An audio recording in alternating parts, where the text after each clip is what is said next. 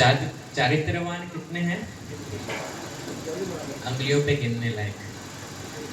अभी कुछ समय पहले गणना हुई थी तो 1855 ही पिछीधारी हैं पूरे भारतवर्ष में। और पॉपुलेशन कितनी है?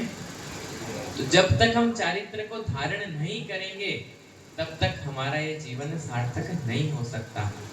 माताजी आई तो माताजी से पता चला कि जब जैन कुल में पैदा हुए हैं, देखिए मनुष्य पर्याय मिलना सबसे पहले तो कोई से भी जीव पैदा हो सकते थे अपन।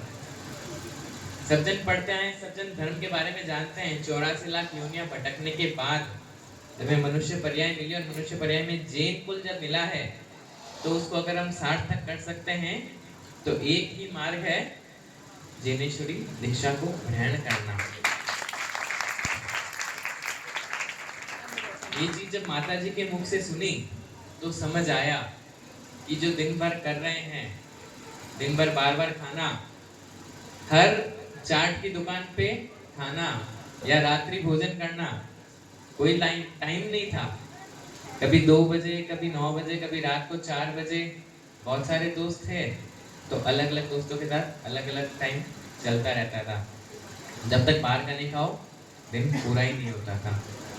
लेकिन माता जी आए तो पता चला कि रात्रि भोजन त्याग क्या होता है।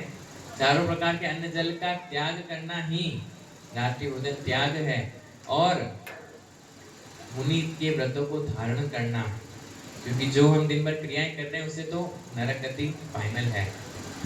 फैमिली बिजनेस हैंडल करते थे तो देखते थे कि दिन भर जो क्रियाएं कर रहे हैं वो सब पाप के ही साधन हैं। पुण्य तो कितना करते हैं, सिर्फ मंदिर चले गए या अभिषेक कर लिया, पूजन कर लिया, उसके अलावा दिन भर में पुण्य का कोई काम नहीं कर रहे। तो माता जी से पता चला और 2020 तक आचार्य भगवान विशुद्ध सागर जी महाराज कौन है उनका नाम भी नहीं सुना था। लेकिन माता जी के आशीर्वाद से आचार्य भगवान का नाम सुना।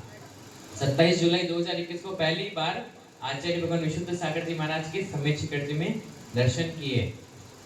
और कहते ना, जिसके जीवन में गुरु नहीं उसका जीवन शुरू नहीं। तो बस गुरु जी का आशीर्वाद ऐसा बरसा, उनका वात्सल्य। आप लोग के यहाँ पे आचार्य भगवान विमल सागर जी का चातुर्मास हो रहा है तो आपने देखा होगा कि संत का वात्सल्य क्या होता है। सभी दीदियों को देखा होगा कि, और सभी माताजी, सभी मुनिराजों को देखा होगा कि सबका अपने गुरु के प्रति समर्पण क्या है और वात्सल्य क्या है। और जितने भी साधु दिल्ली में विराजमान हैं सबके प्रति एक दूसरे के प्रति वात्सल्य क्या है। ये जो वात्सल्य के संस्कार है ये ऊपर से परंपरा से आए हैं। तो आचार्य भगवान का ऐसा वात्सल्य मिला। आचार्य श्री के पास जाना ऐसा था कि उस यूनिवर्सिटी में जाना जहाँ पे ना आप प्रिंसिपल को जानते हो, ना डीन को जानते हो, ना टीचर्स को जानते हो, आपके क्लासमेट कौन है वो भी नहीं पता था। लेकिन आचार्य श्री का ऐसा वात्सल्य, पूरे संघ का इतना वात्सल्य मिला कि गुरु जी के आशीर्वाद से सब काम अपने आप बनते चले गए। ना, काफी लोगों का था कि घर वालों की परमिशन, किसी के घर वालों की परमिशन नहीं रहती है।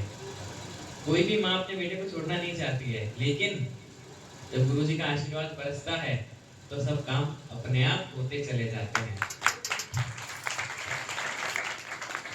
भैया बता रहे थे लंदन का, तो लंदन भी था तो मन में यही भाव रहते थे कि कब वापस इंडिया जाएं और कब आचार्य भगवान के पास जाके दीक्षा का निवेदन करें कि ये आचार्य भगवान इस क्रम से, इस जीवन के क्रम से छुटकारा पाने का जो मार्ग है आप मुझे उस मार्ग में लगा दीजिए और जिनेश्वरी दीक्षा दे दीजिए।